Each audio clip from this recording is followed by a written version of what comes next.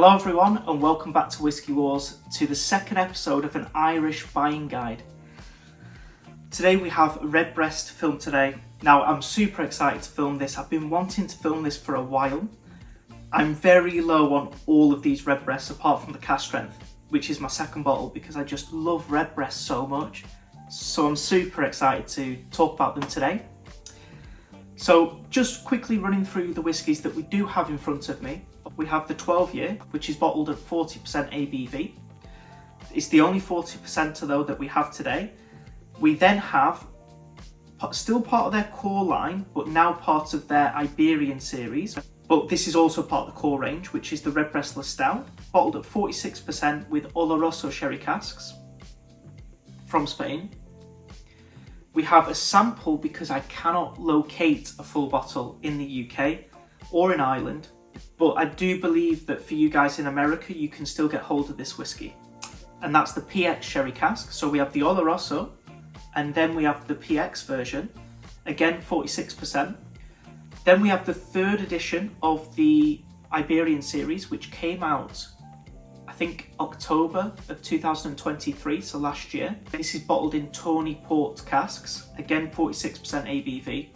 Then we have the 15-year, which is now back to their core release, bottled at 46%, and their 12-year-old cask strength, which this one is 56.3% and is batch 1 of 2021. It's worked out quite well actually because I do have 6 glasses. Now what I do want to stress is there is actually a 4th release of the Iberian Series which is currently out. I was actually in Cork duty free in Ireland, and that whiskey is exclusively bottled for Cork and Dublin duty free, so you can't find it anywhere else. My problem with it though is the price. It's priced at, I think it was 115 euros, which for a non-age statement bottling from Redbreast, I didn't think was value for money, so I didn't end up buying it for you guys. Do apologise. But I do have to draw the line somewhere. I just think for a non-age stated whiskey at 46%, it was taking the mick a little bit because I can get the 12 cask strength and another of one of these bottlings for the same price as that one bottling. So I don't like what they did there with the pricing of that whiskey. And that's why, unfortunately, because I'd love to drink it, I do love Redbreast, and that would have made 7 bottles, which is obviously even better. It's just I'm not in a position where I want to spend that sort of money, or can, on one bottle of whiskey.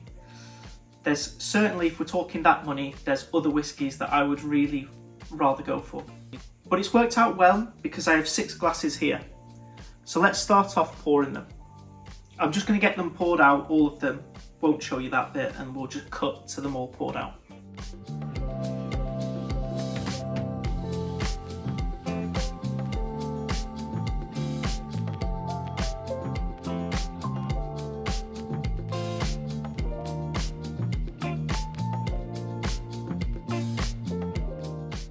Okay guys, let's get straight into the 12-year, which is their cheapest release. RRP, I believe it's around £45 in the UK. So it's not cheap. For a 40% whiskey, it's not cheap. But Irish whiskey does tend to carry a little bit more of a premium than Scotch or bourbon whiskey, in the UK anyway.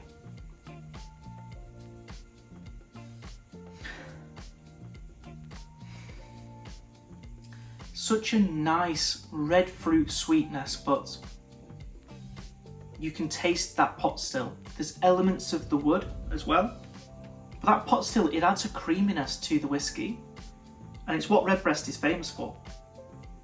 It's certainly what I just adore with Redbreast. Just really nice, indulgent sherry notes, mixed in with a little bit of wood, but it's creamy, it's sweet, it's soft. Elements of baking spice, certainly some cinnamon, but some other baking spices too. Oh, just got a delivery, sorry about that. Okay, where was I?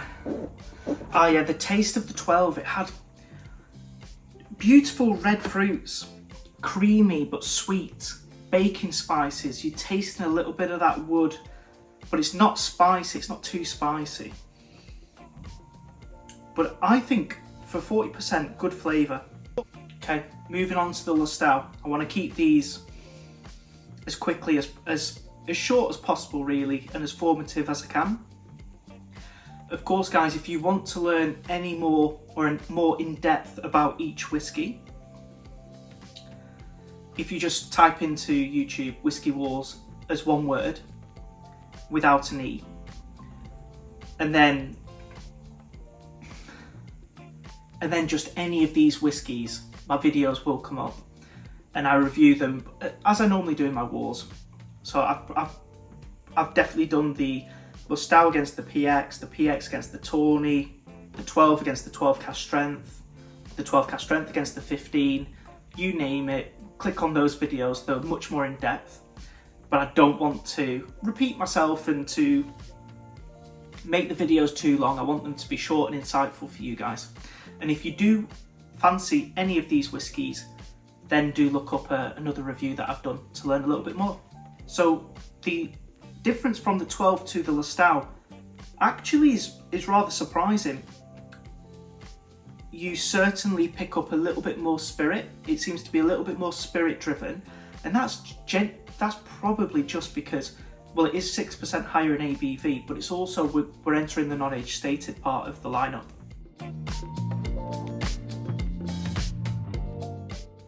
But a big difference on the taste. While I was getting good sherry presence on the 12 year and that creaminess, the Lustau is less creamy, but it adds a few more elements that a sherry cask can impart, and so I do like it for that.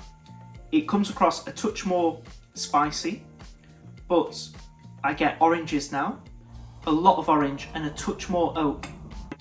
I feel like instead of talking about red fruits and maybe dried raisin in the 12, the Lustau gives you something far juicier to think about. But that oak's a touch spicier. I definitely get a bit of ginger in here as well. There's certainly a bit more spiciness going on, but again, the whiskey tastes juicier. Your mouth waters when you drink it. If you think of juicy oranges, but also some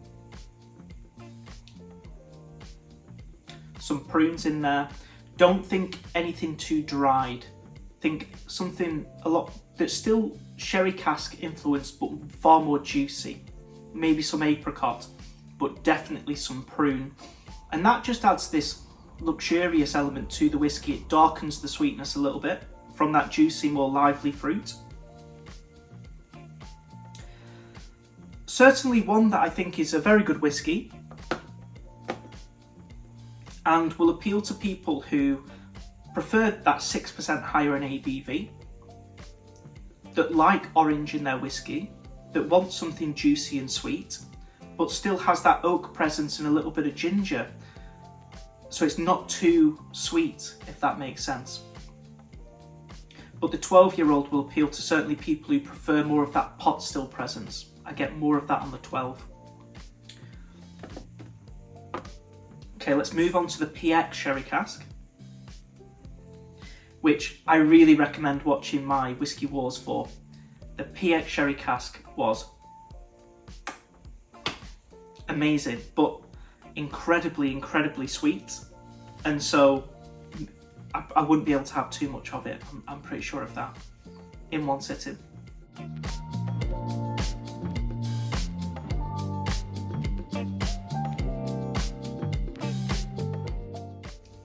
That's rather disappointing. That does not taste how I remember it to. And I do think that can sometimes happen with a sample. I've opened it up for this review, but it's a screw cap and it's got a wax seal. And I feel like the screw cap was maybe open or loose with the seal intact. So I think something's happened to this, because that's such a shame. I bought this for this review so I could do this for you guys. I think the sample cost me I think £13, so it was an expensive sample, but I loved the last sample that I got. It was heavenly. So I'm actually not going to talk about it, what I have in the glass. Instead, I would watch that whiskey war that I've done of this whiskey. I've also done a neck pour if you just want to see the whiskey on its own. From what I recall from this whiskey, it was the sweetest whiskey here by far. You really couldn't pick up too much of the pot still influence. It was syrupy sweet. But one of my favourite Redbreasts here today, definitely. I will rank them towards the end. I'm so annoyed this wasn't here. If you've watched any of my reviews of the PX, you know just how much I like this whiskey. Oh, that's such a shame. I was saving this as well.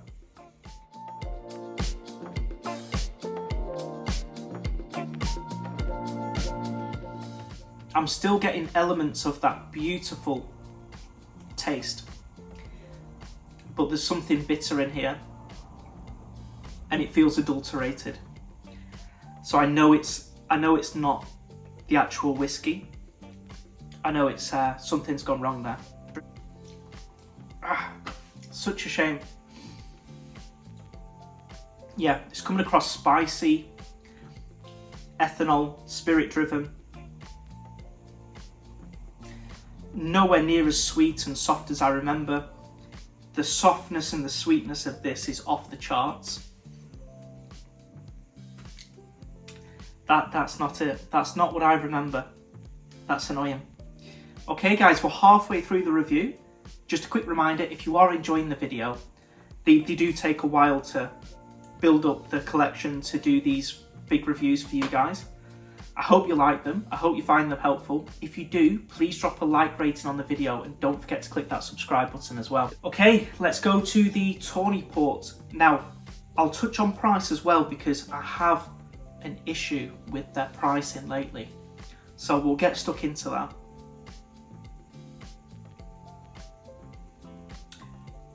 The Tawny Port is really interesting. There's elements of me that think the Tawny Port on the nose is the weakest, most subtle of the whole line. I have a suspicion that it could be the youngest Redbreast, and the pricing has gone up for each release. So I do think there's a money-making issue going on here, which is why they also priced the 4th release, which I didn't pick up for why I mentioned at the start of the video. I'd have loved to have tried it though, but you know, maybe they're making them younger as they go and more expensive as well. That's why I just couldn't commit to buying it. And I get that element with this Tawny Port cask, and I love port finished whiskey as well. So I do think it's potentially a bit younger. It certainly comes across a bit more spirit driven, a little bit weaker in its notes and intensity of flavour. Having said that, there's elements that I really enjoy from this whiskey as well. It comes across a little bit floral for me, white florals. And this is the one whiskey of the whole lineup where I disagree with the notes that they provide. The notes they provide sold me on this whiskey. It sounded heavenly, but I just don't get it. I'll just read a couple of them. So fresh plums, chocolate covered hazelnuts, marmalade, praline, buttered pastry. It made it sound really nice, and I just don't get that. So I'll say what I get instead. And I do get a lovely floral note to the whiskey. I get honey, some cherries, but not too strong. Maybe a touch of almond, but again, not too strong. This is just not too strong. It hints at quite delicate notes, which I like, but I'd like it to be a little bit more full and intense in those notes if they could.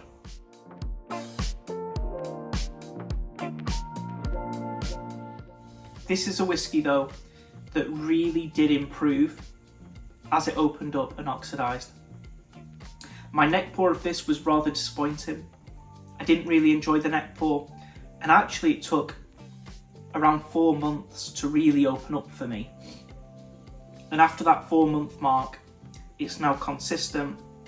The sweetness is stronger and more rich and intense, which I was really craving.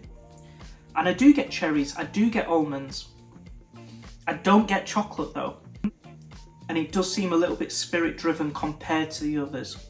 Now, I wouldn't say it's spirit driven, but compared to the others, I'd say it's a little bit more ethanol in there. Okay, let's go on to the 15-year-old. And I think if I could describe the 15-year-old in 3 words, and I've been thinking about this a lot because, guys, I've had plenty of time to come to opinions on these whiskies. They're all at their journey's end, really.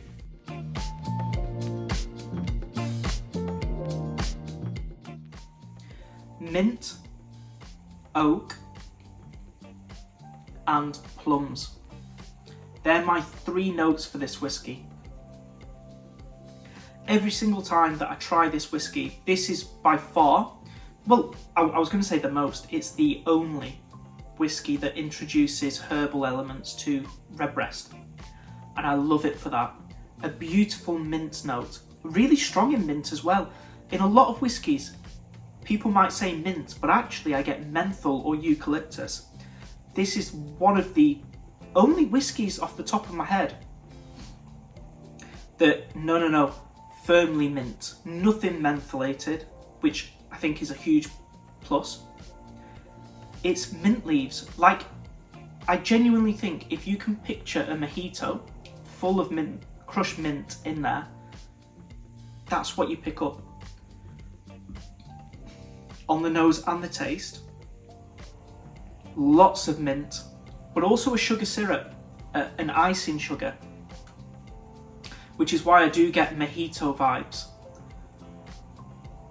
15 years of age, definitely some more oak presence coming through. And it adds a little bit of bitterness to the whiskey, and maybe a little bit more complexity to the whiskey as well. I don't know if you can hear the noise, I do apologise for that. Someone's cutting their lawn, I think. But there's still fruit notes to the whiskey that you would expect from a Redbreast whiskey. But I feel it's more of a plum.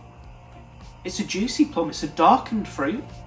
It's really enjoyable, but it's there. But really the king of the show is going to be the oak, the mint, and some icing sugar or sugar syrup. I just love that mint. It's really strong in that note. Some nut influence here. Certainly not almond like the Tawny gives me almond. The 15 gives me more hazelnut, I would say.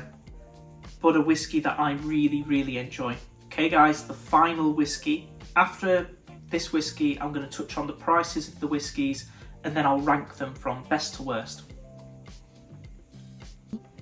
Of course, bottled at cask strength, this whiskey is really going to jump out the glass at you. What surprises me with this whiskey though, and it's credit to it, I don't know about you guys, but I just love a cask strength where you can stick your nose right into the glass.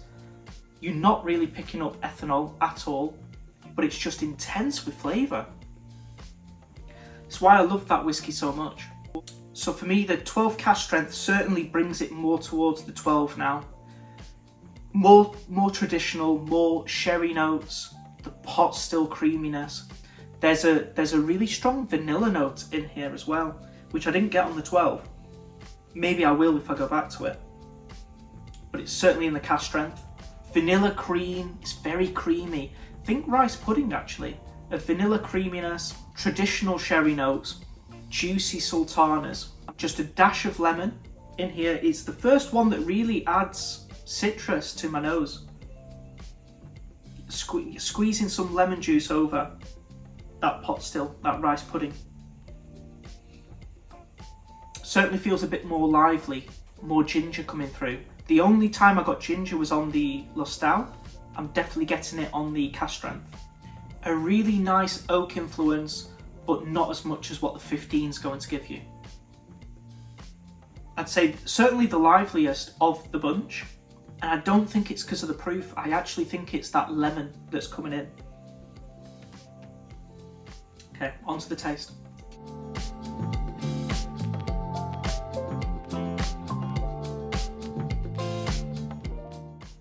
It's a great whiskey. Lemon juice is something that you might notice straight away. Far more lively and sharp, but it's really well blended. The red fruits are stopping it from being that note with lemon juice. It's adding a lot of sweetness to it and softness to it, but you still get elements of that spiciness from the oak, from the ginger. Juicy sultanas though are balancing out those sharp notes and really keeping it quite soft and sweet. The vanilla creamy pot still nature of this whiskey, think rice pudding, definitely present, but very, very sweet, full of red fruits. And actually darkened fruits as well. I mentioned juicy sultanas, but think raisins and prunes. Darkened fruit is in here. By far the most complex of the whiskies here today. Maybe a little bit of nutmeg in here as well. There's certainly a variety of spices in the nose.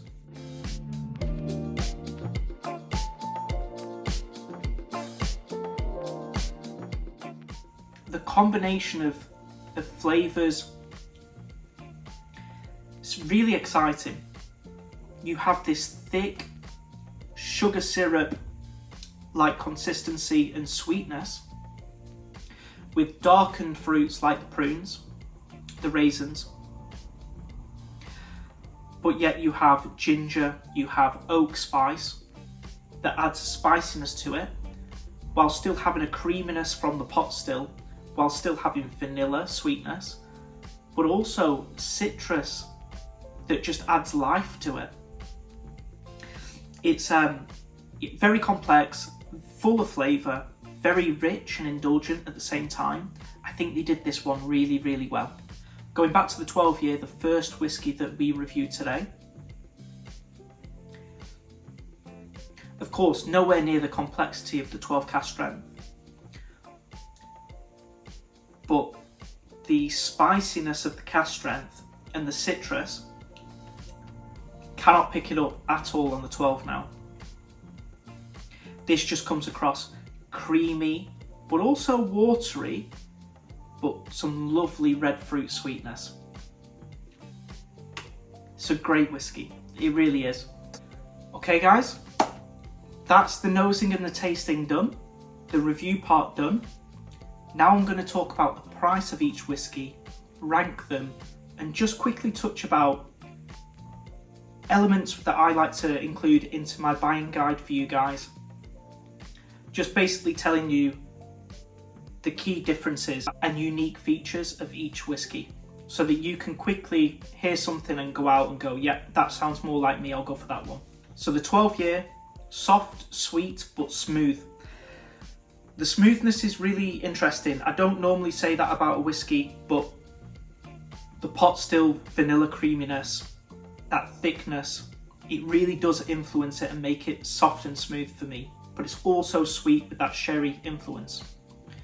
The Lustau, if you want more oranges into your whiskey and you like a bit more proof, then the Lustau is going to be more your thing than the standard 12 is.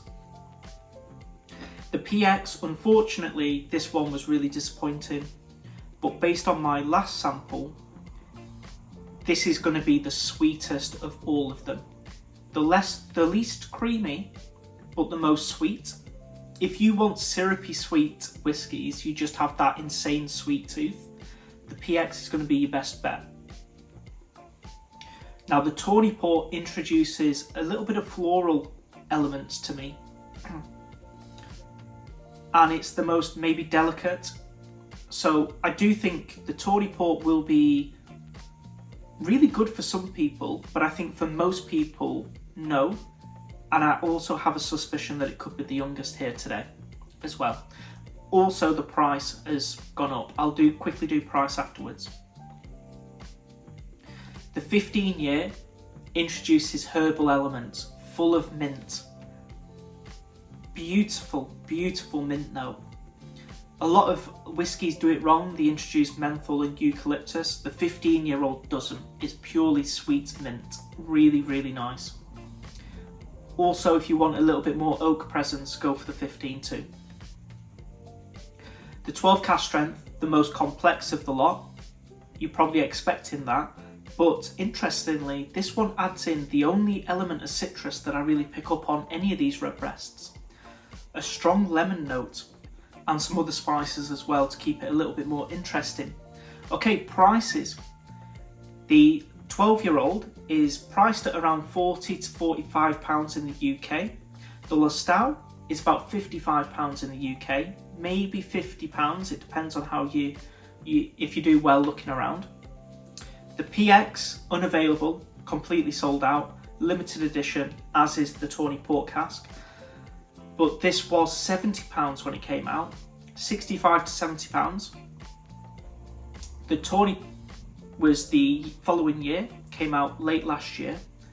Again, another price increase. This one was available for £80 to £85 in the UK. The number 4, which isn't here today, I've not tried because that's again had another price increase, but only available in Dublin and Cork duty free for €115, about £105.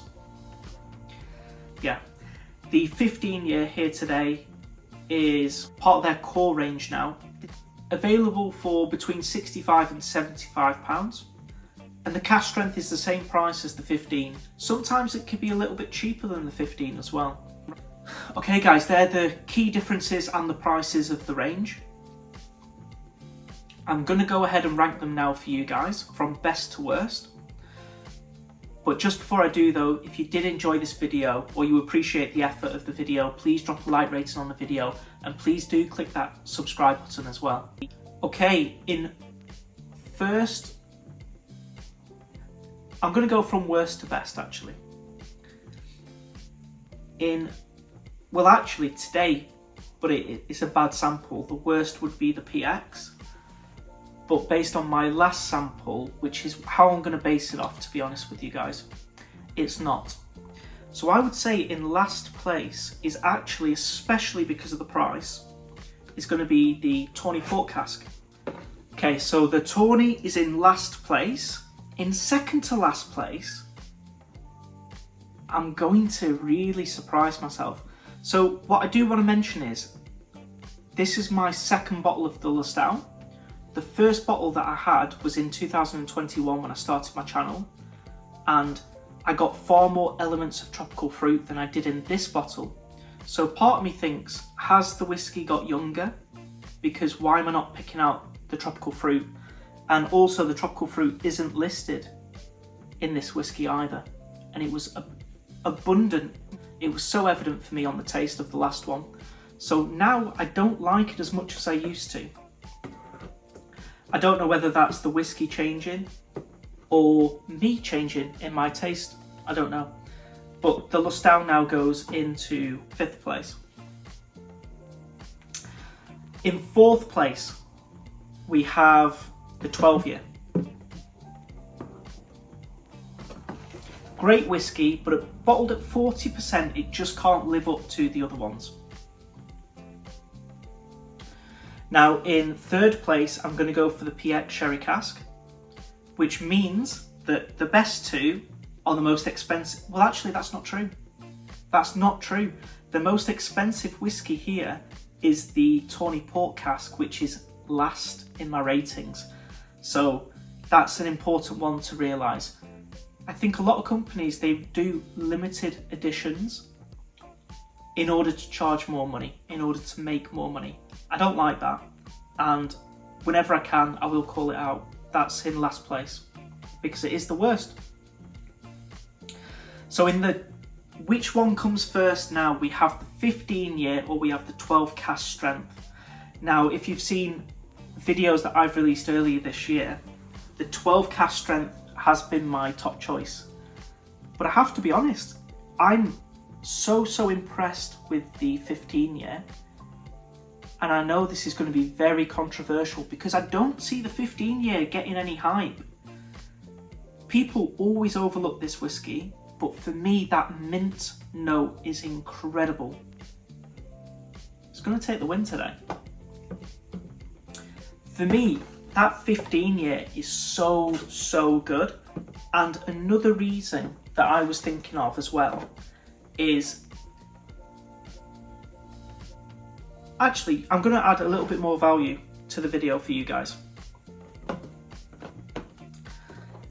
If I could buy, because all of these whiskies are almost empty, there's about half a bottle left of the cask strength, but